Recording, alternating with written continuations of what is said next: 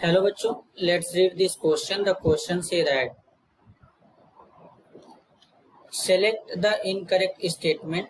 बच्चों यहाँ पर 4 स्टेटमेंट गिवन है, इन चारों में से इनकरेक्ट को सेलेक्ट करना है। तो सबसे पहले समझेंगे की कॉन्सेप्ट। की कॉन्सेप्ट होगा इवापोरेशन। इवापोरेशन एक सरफेस फेनामेना होता है बच्चों। इसमें होता क्या है? The phenomena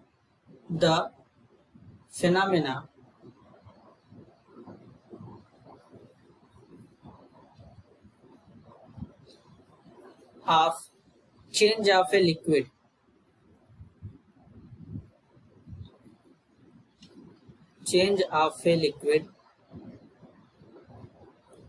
into vapors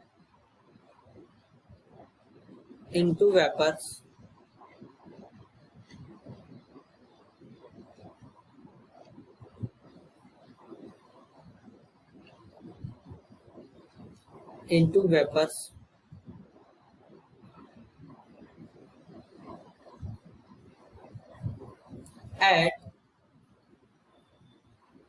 any temperature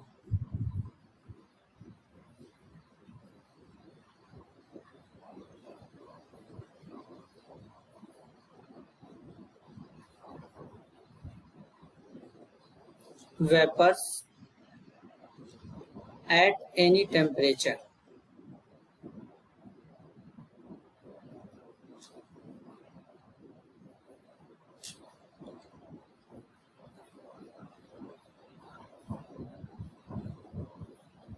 below its boiling point.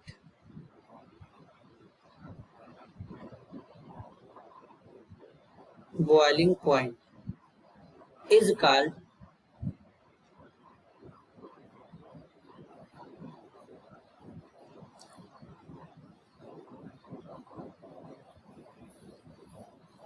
as evaporation.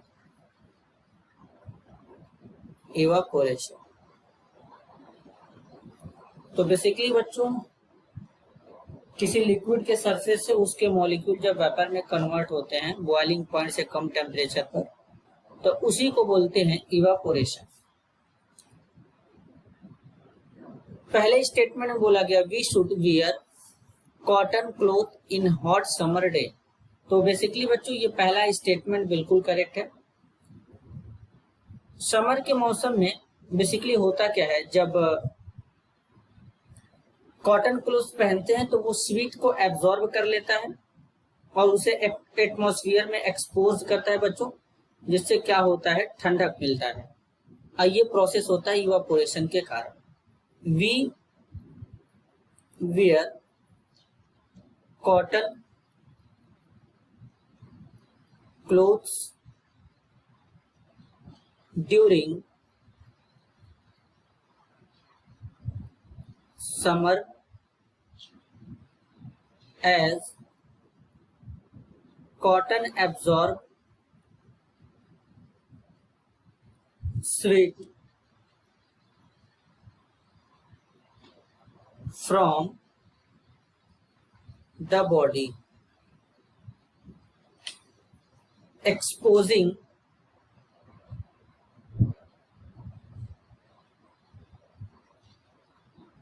to the atmosphere for easy evaporation।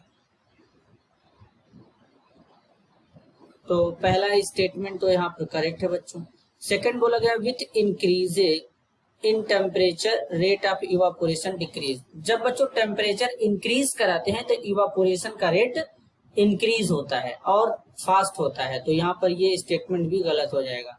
Rate of evaporation increases with increase in surface area. जब surface area increase होता है बच्चों तो उस केस में evaporation का rate भी increase होता है, ज्यादा मॉलिक्यूल वेपर में कन्वर्ट होंगे। तो सी स्टेटमेंट करेक्ट है। डी में बोला गया evaporation process leads to heating. Evaporation process leads to heating. तो बेसिकली बच्चों तो बेसिकली बच्चों जो इवापोरेशन होता है ये कूलिंग को कॉज करता है, तो यहाँ पर हीटिंग नहीं होगा, तो डी भी गलत हो जाएगा। तो इनकरेक्ट स्टेटमेंट बी और डी होगा बच्चों। This is your answer. I hope you understood it well. All the best.